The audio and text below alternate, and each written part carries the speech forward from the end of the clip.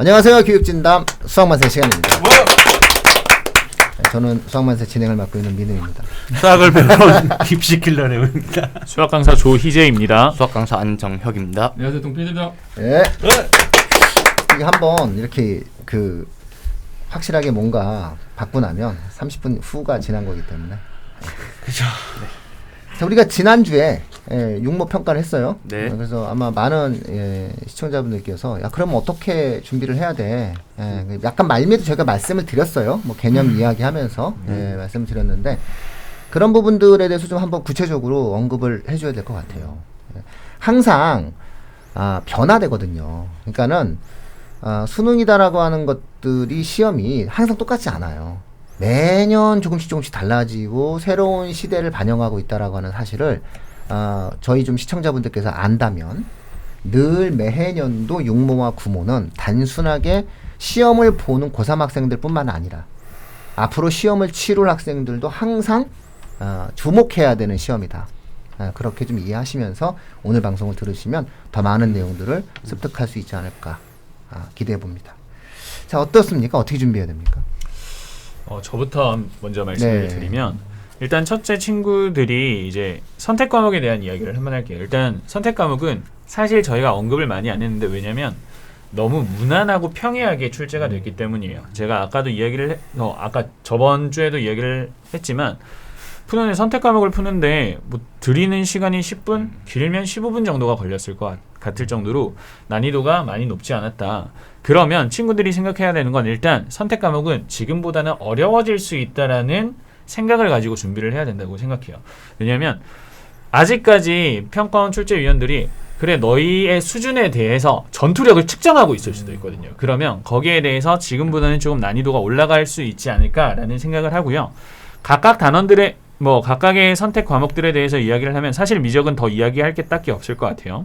왜냐하면 일단 9월 평가원이 들어오고 나서 적분 파트에서 얘네가 미분과 적분을 같이 공통으로 사고를 할 수 있는 문제를 어떻게 내는지를 한번 봐야 될 것 같기 때문에 여기에 대한 난이도 이야기는 저희가 다음에 해야 될 것 같다라는 생각이 들고 기하 같은 경우는 지금 기하는 저는 굉장히 평이했고 그리고 기출을 친구들이 많이 볼 필요가 있다라고 생각을 했어요. 그래서 난이도도 그렇게 어렵지가 않았고 기출을 친구들이 잘 준비를 한다라고 하면 그러면 기하 파트에 대해서도 크게 어렵지 않게 친구들이 좋은 점수를 받을 수 있을 거라고 생각을 했고 이게 재밌는 게 사실 제 입장에서는 확통이었는데 이게 확통은 어쨌든 지금 대부분의 친구들이 이 인문계 친구들이 아마 보게 되겠죠. 그래서 평가원에서도 대상을 인문계로 잡아놓은 것 같아요.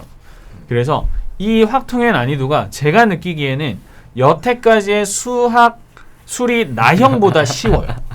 그러니까 더 쉬워진 것 같아요. 그래서 친구들이 만약에 확통이 지금처럼 난이도가 나오게 되면 대단히 준비를 많이 할 필요도 없고 그냥 EBS 교재 정도에 대해서 친구들이 충실히 이행을 하면 충분히 좋은 점수를 받을 수 있을 것 같다라는 생각을 하지만 일단 지금보다는 어려워지겠지라는 생각을 가지고 친구들이 준비를 해주셔야 될 것 같고 각각에 대해서 봤을 때 일단 친구들이 가장 먼저 봐야 되는 건 킬러 문항에 대한 생각. 그래서 기존에 있었던 킬러 문항에 대한 고정관념을 조금 버려야 될 것 같아요. 그래서 지금 평가원이 계속해서 모의고사나 수능을 출제하면서 이야기를 하는 건 얘들아 이제 수학을 너무 어렵지는 않게 한번 해보자라는 이야기를 하는 것 같기 때문에 이러한 킬러 문항 정말 우리가 나를 죽일 것만 같은 그러한 문제들에 대해서는 이제 그러한 난이도나 기준에 대해서 조금 내려놓고 그 밑에 부분에 대해서 생각을 하셔도 충분할 것 같다라는 생각이 많이 듭니다.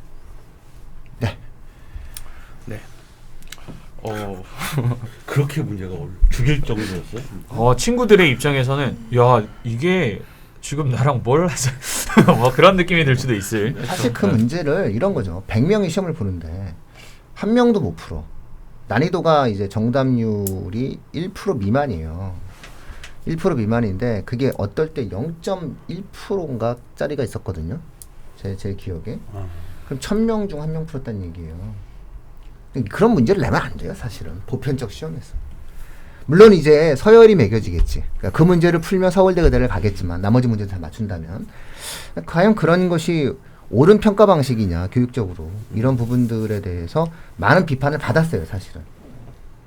그리고 이제 우리가 흔히 얘기하는 거죠. 네가 풀어봐. 그렇죠. 이렇게 나오는 정확한 거야. 표현이에요. 네가 풀어봐. 너는 풀 수 있어? 이렇게 나오는. 너가 내 4분 동안 문제를 네가 만들었으니까 풀 수 있는 거지. 네가 정말 4분 동안 이 문제를 풀 수 있어?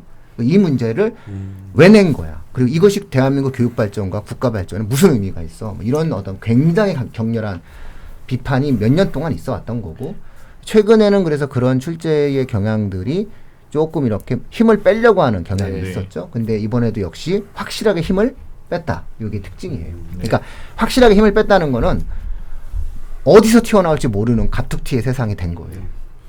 뭐 반대로 얘기하면 이전에 이제 그 킬러 문항, 절대적 존재감의 킬러 문항이 있었을 때는 이거를 풀고자 하는 이제 도전 정신이 있는 1등국과 최상위권과 네. 그 이외에 이 문제를 버리고 시작하겠다는 그렇죠. 네, 국민들이 있었다라고 네. 보시면 될 것 같아요. 그래서 이제 다시 이제 고3이 아닌 현재 고1을 대상으로 밑에 학년.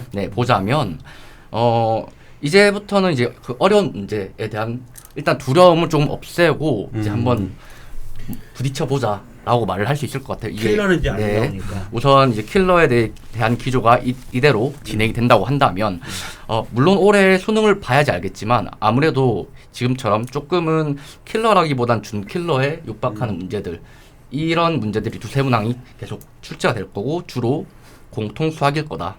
근데 그 공통 수학에서 현재 어려운 이 세 문항은 보통 고등수학 1학년 때 네, 수학 상하에서 연계 간접 출제죠. 연계. 네, 간접 출제에서 최종적으로 그 부분이 약하기 때문에 아니 빈틈이 있기 때문에 답을 못 내거나 아니면 시작조차 하지 못하는 경우가 생겨요. 그래서 제가 보기에는 이제 현재 공부를 하면서 많이들 앞으로 나가서 선행 많이 하시죠. 여름방학쯤 네, 특정한 단원을 꼽자면 함수 단원 수학하에서 그리고 또 수학상에서 네, 방정식 단원 쪽 위주로 한 번 더 학습을 해보는 게 좋지 않을까 싶습니다. 아유, 예. 옛날에 그랬어요. 그 논술 제가 아는 저 수리 논술 선생님이 미수단이라고 하는데 이게 무슨 말이냐면, 그러니까 수능 영역은 아니에요. 수능 영역 단원인데 그게 뭐냐 했더니 고등학교 1학년 과정 수학이 수능 영역은 아니지만 이거와 연계되는 문제들이 많이 나와서 사실 고등학교 수능 문제는 고1부터 기초가 탄탄한 애들이 네. 수능 성적이 잘 나온다는 얘기를 하셨었어요. 그런 얘기도 하신 것 같아요. 네. 잘 계시네요, 그분.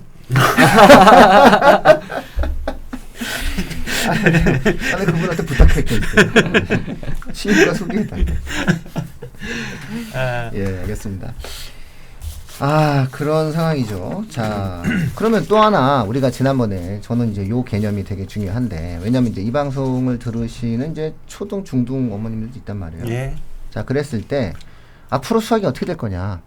앞으로 수학이 어떻게 될 거냐라고 하는 부분에서 사실 지난주에 살짝 언급이 이루어졌었는데, 복잡한 형태의 계산의 복잡성을 띠는 문제는 내지 않았다. 그러니까 그래프를 그릴 수 있다라고 하는 그런 부분들, 그렇죠? 그 다음에 뭔가 어떠한 그 개념을 갖다 놓고 중복된 형태로 문제를 출제했다. 어쨌든 뭐 이런 부분들이 있는 거죠. 자, 네.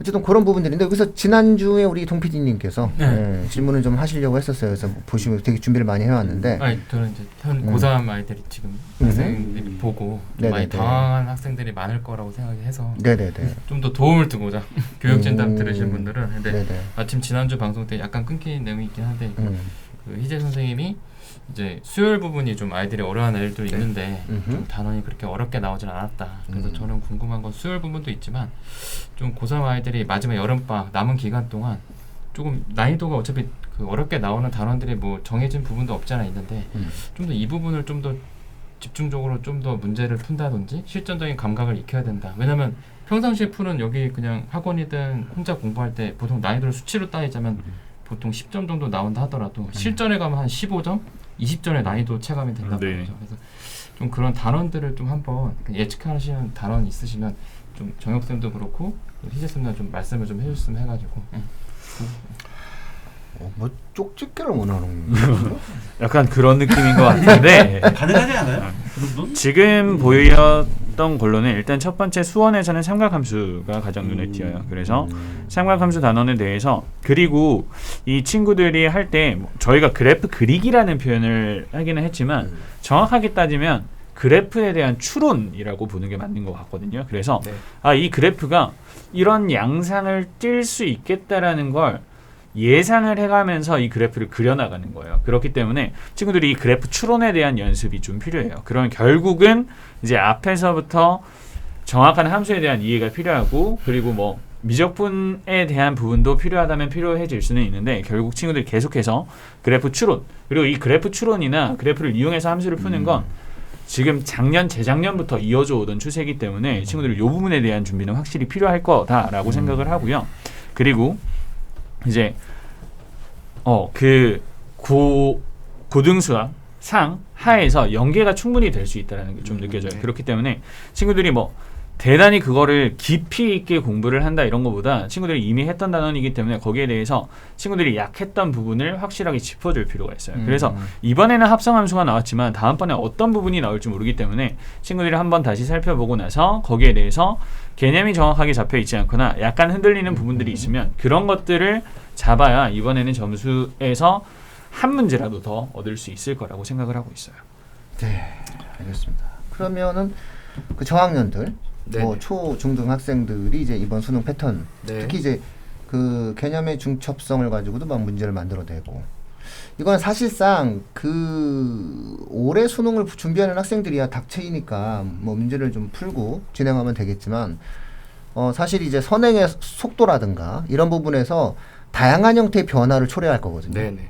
앞으로의 어떤 이런 수능 패턴이 이게 사실은 영재고 입시가 논외지만 영재고 입시의 열풍이 예전 같지 않거든요. 네네. 그렇기 때문에 사실은 초중에서 과도한 수학 선행의 흐름이 꺾였어요. 한풀 명확히 꺾였어요. 그리고 잘했어요. 실제로 중학교 교과 범위 내에서 영재고 2차 지필평가가 한정 지어지게 되고 그리고 영재고 지원 자체도 중복 지원이 불가능하게 만들고 그리고 영재고와 과고는 의학계를 절대 지원하지 못하도록 다시 한번 못을 박았기 때문에 사실상 이런 부분들에 대해서 선행적인 형태의 가장 주범이 사라지고 있거든요. 그렇다라고 본다라고 했을 때 심화의 시대가 확실히 지금 오고 있는데 수능조차도 좀 이렇게 지금 아예 출제 자체가 이렇게 바뀌어지고 있다면은 제가 예상하기에는 굉장히 빠른 속도로 수학에 있어서의 어떤 선행이라든가 수학 교육에 있어서 초중의 어떤 변화가 좀 예상이 되는데 그런 부분들에 대해서 우리 정혁쌤 생각은 어때요? 네. 일단 뭐 선행의 이 속도가 확실히 느려진 건 있어요. 제가 보기엔. 근데 이제 어떻게 이제 가냐가 중요한 거죠. 과정이. 느려졌으니 요만큼까지만 해도 된다라기보다는 빠르게 들어갔다가 어디서 속도를 늦춰야 되냐의 문제 같아요. 제가 보기엔. 그러면 저는 수학상의 속도를 늦춰서 원래 이거를 뭐 3개월, 5개월 정도의 속도로 수업을 했다고 하면 한 2번 정도로 이 부분에서 조금 더 길게 템포를 가져가면서 깊이 있게 하고 난 다음에 다음 단계로 수학하로 수학 1으로 넘어가는 게 가장 좋을 시기가 아닐까. 그렇게 공부하는 게 이번 이제 우리 학생들이 배워야 될 수능을 칠 학생들은 그게 가장 좋은 과정이 아닐까 생각됩니다. 사실 이런 거 얘기해주면 안 돼요. 아직은 미숙해가지고 자기 노하우를 뭐 방송에서 막 영업 비밀이야. 네. 하루 얘기. 감사합니다. 안 되는 거였죠? 네. 감사합니다. 편집을 정신없이 얘기해가지고 제가 죄송합니다. 막 혼나실 거예요, 그 학원 원장한테. 또 당하고 왔어, 뭐 이러면서 올라가고 맨날 당하니 이러면서 얘기하실 겁니다. 그 괴랄이라는 표현은 그 대성학원 출제위원들이 많이 쓰는 말인데 그 대성 모의고사 출제하시는 거죠. 네, 강대 K. 강대 K 모의고사 할 때 그 사람들이 맨날 괴랄이라는 말 많이 쓰거든요. 그러시구나. 알겠습니다. 자, 전체적으로 어쨌든 그 심화의 시대예요. 심화의 시대가 지금 성큼 다가왔습니다. 그러니까는 지금 얘기하는 건 뭐냐면은 길게 혹은 짧게, 이 부분 선행은 물론 안 할 수는 없거든요. 왜냐하면 수원, 수투인데 수투에서 만나는 시간이 있기 때문에 여전히 고등학교 2학년 때 너무 힘들거든요, 학생들이. 그래서 적절한 형태의 어떠한 선행이라든가 이런 어떤 공부를 해야 되는데 과거처럼 막 어마무시하게 막 선행하는 문화는 확실히 꺾였어요. 제가 봤을 때는 유행에 좀 어긋나게 사람들이 생각하는 것 같은데 문제는 그러한 것들이 때로는 어떤 단어는 좀 길게, 때로는 어떤 단어를 좀 짧게 하면서 시간의 속도에 대한 개념들을 좀 네. 바꿔주실 필요가 있겠다라는 거죠. 아마 사교육 시장의 프로그래밍에 상당한 변화가 예상이 맞아요. 됩니다. 맞아요. 그러니까는 네. 학원 상담을 하실 때 혹시 사교육에 의존하시는 분들 같은 경우에는 진도표를 보시면서 뭔가 과거와의 어떤 차별화된 형태의 진도표를 갖고 있는지 이런 부분들에 대해서도 좀 한번 저학년 어머님들 같은 경우는 좀 주목해 보실 필요가 있지 않을까라는 거고, 서술형을 아무래도 잘 준비하면은 내신의 서술형을 잘 준비하면 아무래도 개념에 대한 실마는 네. 잘 이루어지겠죠? 네, 맞습니다. 더 이상은 말하지 않겠다는 표정이 다시는 영업 비밀 더 이상 네. 공개하기만 네. 다시는 얘기하지 않겠다라고 하는 강한 굳은 결의가 지금 살짝 느껴져가지고 알겠습니다. 뭐 요 정도 네. 뭐 이렇게 큰 얘기 해주셨으니까 예. 시청자분들께서도 감사하실 겁니다. 제가 봤을 때. 알겠습니다. 오늘 희재쌤 너무 감사드립니다. 힘드신데 멀리서 또 이렇게 시험 끝나고 원래 오기 쉽지 않거든요. 내신 시험 기간 중이고 그럼에도 불구하고 육모가 워낙 어렵고 힘들기 때문에 시청자분들께 이렇게 설명해 주시기 위해서 시간 내주셔서 정말 감사드립니다. 마치도록 하겠습니다. 고맙습니다. 고맙습니다.